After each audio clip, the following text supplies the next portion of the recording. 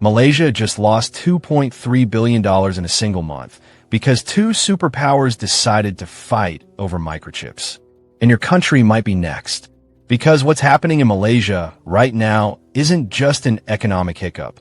It's a warning shot for every nation that relies on global trade to survive. Let me introduce you to Ahmad. He's 34, a factory supervisor in Penang, Malaysia's industrial heartland. Back in 2019, Ahmad's electronics plant was a success story. 800 workers on the floor.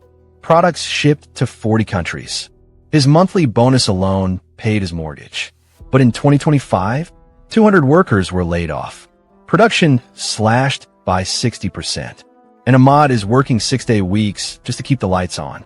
He thought Malaysia was safe, protected by decades of trade partnerships, shielded by its neutral foreign policy.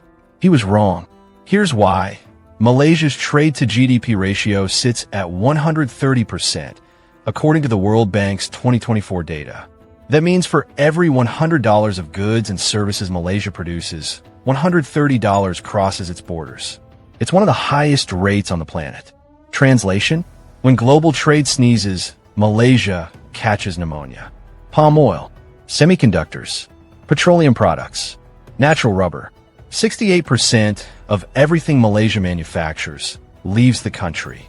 And when the buyers stop buying or the shippers stop shipping, entire cities feel it.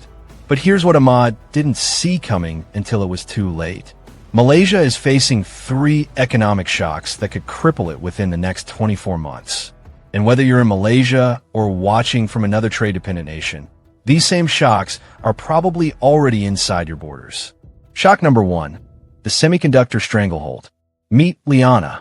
She's 28, an engineer at a semiconductor assembly plant in Kulim. Her company is responsible for assembling 12% of the world's microchips. The chips inside your phone, your car, your washing machine. In 2024, the U.S. government banned the export of certain advanced chip-making technology to China. Sounds distant, right? Not for Liyana. Her plant assembles chips for Chinese tech firms. Overnight, her company's orders dropped by 40%. A McKinsey Global Institute report from March 2024 warned that Southeast Asian semiconductor hubs face an $89 billion revenue risk by 2027 because of these tech restrictions. And Liyana? Her mortgage payment didn't care about geopolitics. Shock number 2, the protectionist domino. Here's a stat that should terrify you. Every time a major economy raises tariffs or import restrictions, Malaysia loses an estimated $1.2 billion in potential trade revenue. That's according to the Institute for International Economics 2024. And the dominoes are falling fast. India raised import duties in 2023 to protect domestic industries.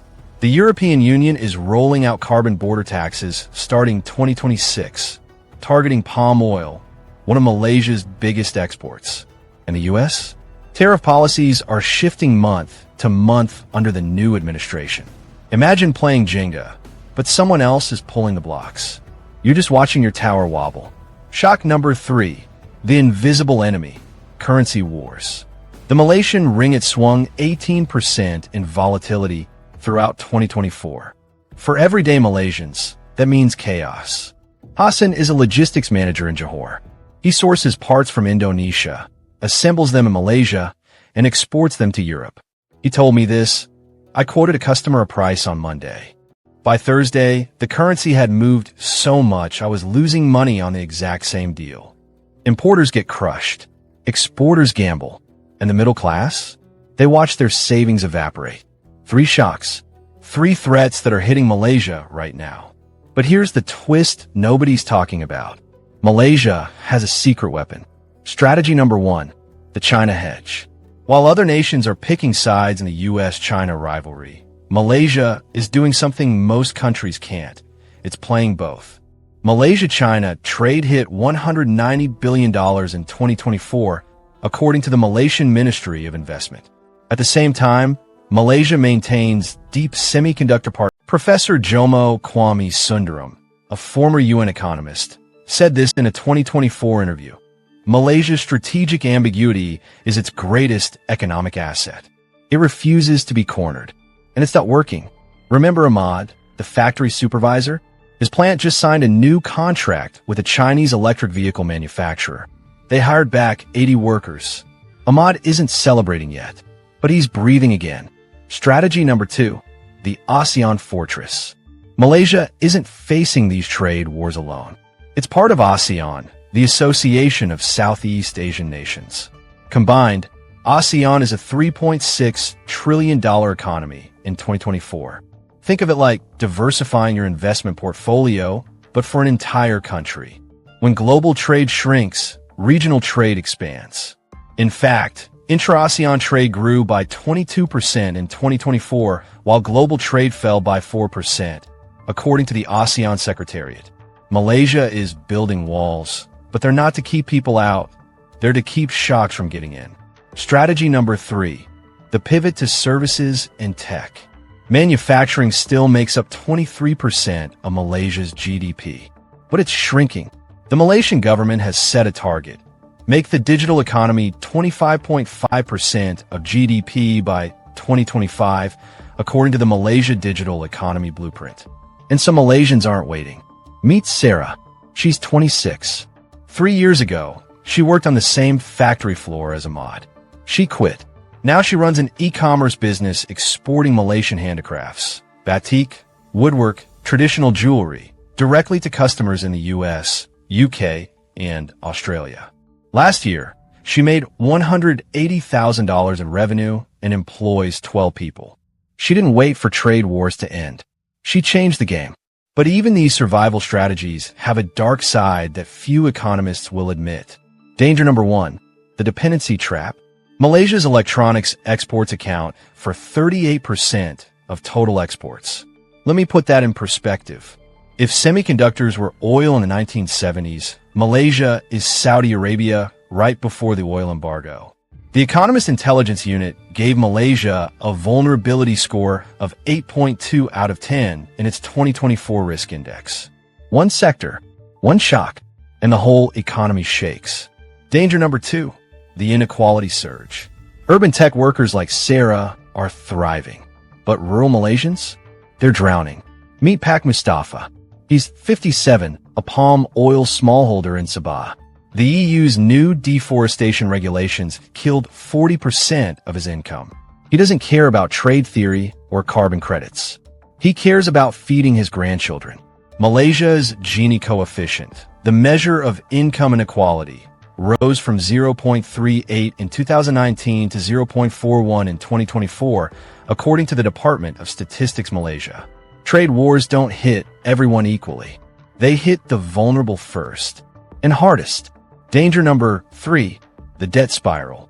Malaysia's government debt stands at 64% of GDP as of 2024. Every trade shock puts pressure on the government to borrow more, to subsidize fuel, to bail out industries, to keep the peace. It's like using one credit card to pay off another. Works until it doesn't. So here's the billion-dollar question. Can Malaysia actually survive the next shock? Let's be honest. The International Monetary Fund released 3 scenarios for Malaysia in its 2024 outlook. Best case, 4.5% GDP growth, if trade stabilizes and no major conflicts erupt. Middle case, 2.8% growth, moderate shocks, some tariffs, manageable inflation. Worst case, 0.3% growth, if the US-China trade war escalates in a full economic decoupling. Here's the truth most analysts won't say out loud. Survival isn't about avoiding shocks. It's about absorbing them. And some Malaysians have already figured that out.